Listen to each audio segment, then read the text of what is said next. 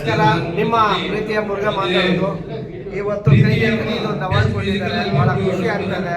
ಅದು ಈ ಅವಾರ್ಡ್ ಬಂದು ಕೊಡೆ ಮುರುಘಾ ಸಿನಿಮಾದಲ್ಲಿ ನಾನು ನಟನೆ ಮಾಡಿರೋದಕ್ಕೆ ಇದು ಕೊಟ್ಟಿದ್ದಾರೆ.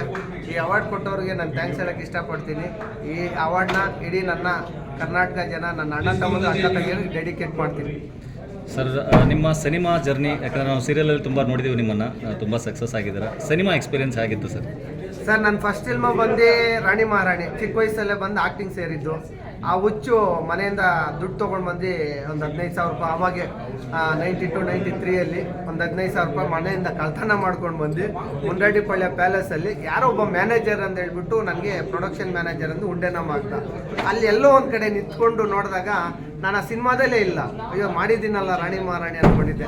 ಅಲ್ಲಿಂದ ನನ್ನ ಕ್ರೇಜು, ಯಾಕಂದರೆ ಸಿನಿಮಾದಲ್ಲಿ ನೋಡುವಾಗ ನನ್ನ ಪರ್ದೆನಲ್ಲಿ ಟೆಂಟ್ಗಳಿಗೆ ಹೋಗ್ತಾ ಇದ್ದೆ. ಆ ಟೈಮಲ್ಲಿ ಹೋಗಿ ನೋಡಿದಾಗ ಏನಾಗ್ತಾಯಿದೆ ಅಂದರೆ, ಯಾರನ್ನ ಈ ಚುಚ್ಚೋ ಸೀನು ಆ ಸೀನ್ ಬಂದಾಗ ಪರ್ದೆಯಿಂದ ಹೋಗಿ ನೋಡ್ತಾ ಇದ್ದೆ. ಆ ಥರ ಕ್ರೇಜ್ ಜಾಸ್ತಿ, ಆರ್ಟಿಸ್ಟ್ ಆಗಬೇಕಂತ ಭಾಳ ಹುಚ್ಚಿತ್ತು. ಅಲ್ಲಿಂದ ನನ್ನ ಪ್ರಯಾಣ ಸ್ಟಾರ್ಟ್ ಆಯ್ತು ಸರ್. ಸರ್, ನಿಮಗೆ ಸೀರಿಯಸ್ ರೋಲಲ್ಲಿ ನೋಡಿದ್ದೀವಿ, ಕಾಮಿಡಿಯಲ್ಲಿ ನೋಡಿದ್ದೀವಿ, ಈಗ ಹೀರೋ ಆಗಿ ನೋಡ್ತಾ ಇದ್ದೀವಿ. ನಿಮಗೆ ಯಾವ ಜಾನರ್ ಇಷ್ಟ ಸರ್ ಆ್ಯಕ್ಟ್ ಮಾಡೋದು? ಸರ್, ನನಗೆ ಈ ಭಿಕ್ಷುಕನ ಪಾತ್ರ ಮತ್ತು ಯಾವ ಪಾತ್ರ ಆಗಲಿ ನಾನು ಒಬ್ಬ ವಿಲನ್ ಆಗಬೇಕಂತ ಭಾಳ ಆಸೆ ಇತ್ತು. ನನ್ನ ಪ್ರೊಡ್ಯೂಸರ್ ಏನು ಮಾಡಿದ್ರು, 5 ಕೋಟಿ ಬಂಡವಾಳ ಹಾಕಿ ಹೀರೋ ಮಾಡಿದ್ರು. ಅದೇನು ಗೊತ್ತಾಗಿಲ್ಲ. ಇದ್ರ ಮೇಲೆ ಜೋಶ್ ಮೇಲೆ ಇನ್ನೊಂದು ಸಿನಿಮಾ ಮುರುಘಾ ಸನ್ ಆಫ್ ಕಾನೂನ್ ಅಂತೇಳಿ ಹೀರೋಗಿ ಮಾಡಿದ್ದೀನಿ, ನಾನೇ ನಿರ್ಮಾಣ ಮಾಡಿದ್ದೀನಿ.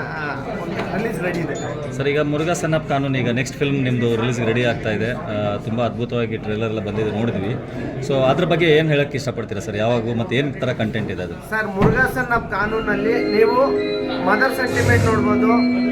ಇಲ್ಲಿ ಸೌಂಡ್ ಬಂತು, ಏನು ಮಾತಾಡೋಕ್ಕಾಗಲ್ಲ.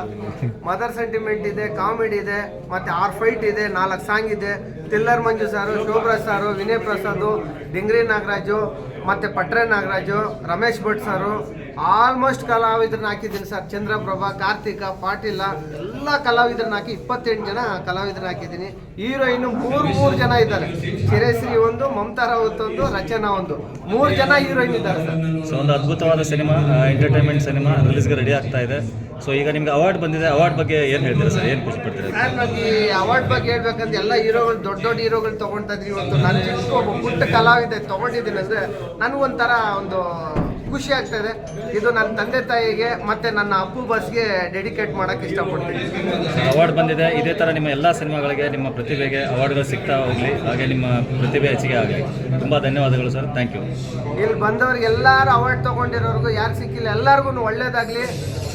ಕಡೆಸಾಗಿ ಹೇಳೋದು ಒಂದೇ ಮಾತು, ಜೈ ಹಿಂದ್, ಜೈ ಕರ್ನಾಟಕ ಮತ್ತು ಜೈ ಅಪ್ಪು ಬಾಸ್.